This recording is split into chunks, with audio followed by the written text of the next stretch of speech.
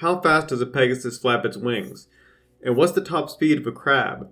How can a dragon stay aloft when its wings are so small? And where have I been since May? All this and more. In my last update video, I demonstrated the GUI system for my game, meaning that the last system to finish to complete the engine and actually make the game is animating animals.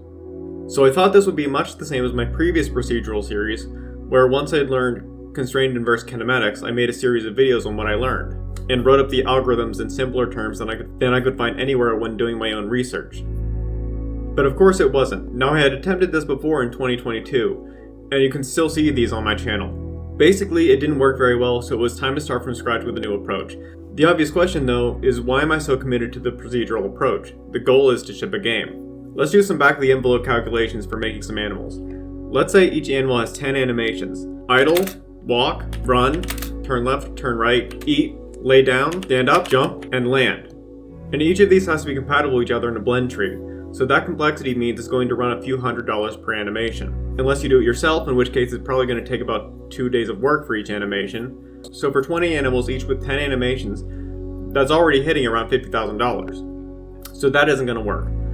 Traditional animation may be the way to go when you have a few animals, but procedural animation is the only way when you have a lot. The first step was looking up the existing space to see what I could find out right off the bat.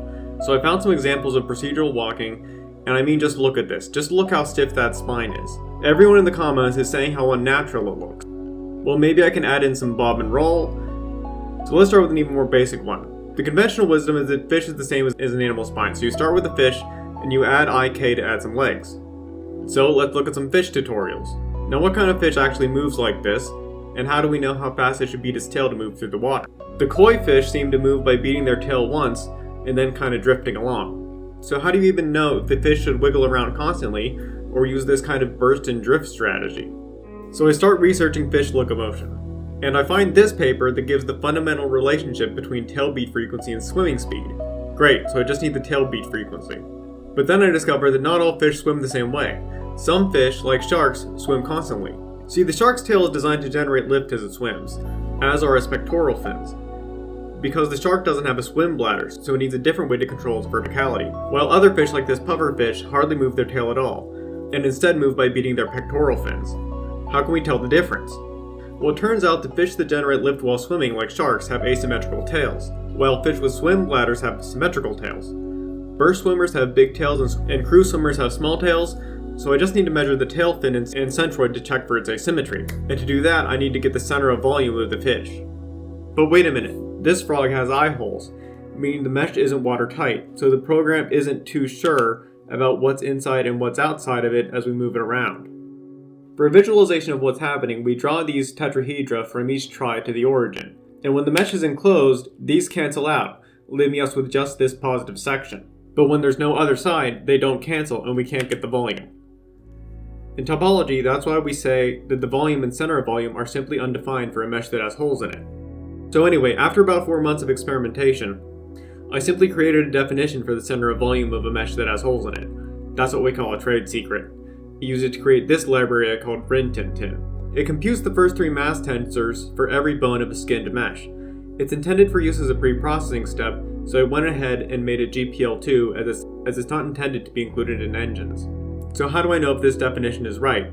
Well, as you can see here, I can convert the inertia tensors into ellipsoids and display them. And as you can see, it makes perfect colliders for any animal I throw in here, except when it doesn't. Okay, so now I have the center of mass. Back to the fish problem. I need to know how much lift the tail generates, which means I need to validate my lift calculations actually work. Because if I can correctly predict how a dragonfly flies, then I can trust the math for the fish tail. But to calculate the dragonfly lift, I need the wing area and the chord length and the aspect ratio.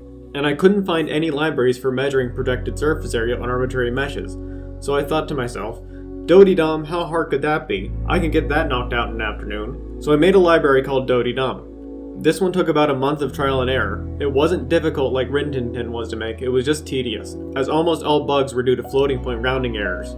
You can get this one on my GitHub under the MIT license. But wait, for proper aerodynamic calculations, I also need the chord length of the wing. Which means, so I need to go back into Dodeedum, get just the perimeter points, and create a Delaney triangulation of them. And now I can measure the width of the wing. Okay, now I can calculate wing thrust. But I also need the weight of the dragonfly to determine the wing beat frequency, which means I need to use Rintintin to get the mass. Now that didn't work because I need Rintintin to know that the wings are a thin shell and not an open face. So I give it that information and I can finally calculate that this dragonfly with a 10 centimeter wingspan flies at about dragonfly speed. And we can also find out how fast it would fly on Kepler 422b, but it can't fly anymore if we make it real big, unless it's in the Carboniferous period.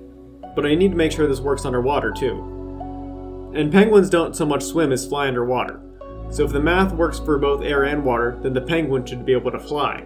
Now the problem here is that the penguin is in an A pose, so I can't just get the area projection from above like I did with the dragonfly wings. So we get the tensors of the penguin, and that gets us the orientation of the surface. So now we can get the projection. And that tells us that this penguin can't fly in the air, but it can fly underwater.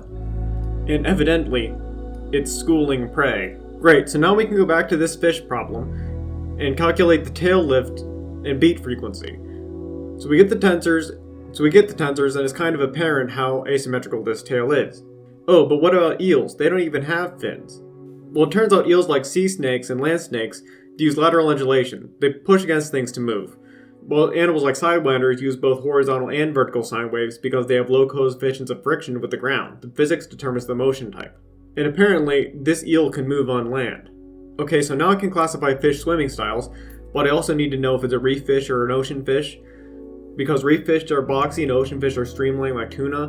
And to determine that correctly, I need to check eye positions. Wide set eyes mean ocean fish, forward facing eyes mean reef fish, and of course if they're on the same side as a bottom feeder, which is on a continental shelf. So I add eye detection, and now that I have eye size and position data, I can calculate visual acuity and binocular overlap and detection range based on allometric scaling.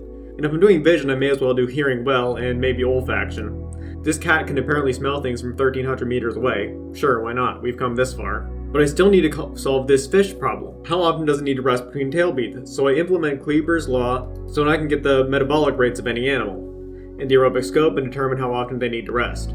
So now that I have everything I need for this fish spine animation, I can finally move on to the main goal, animating walking. To animate walking, I need leg loading. To get leg loading, I need to know the force of newtons that each leg can exert, which means I need a cross-section of the legs. But here's the problem. This penguin's leg isn't very geometrically separate from its body, so I can't use Dodeedum to do a projection. So instead, I use the inertia tensor and get the cross-section based on its covariance matrix. And while I'm here, I may as well get the grip strength, which gives me climbing speed and climbing angle.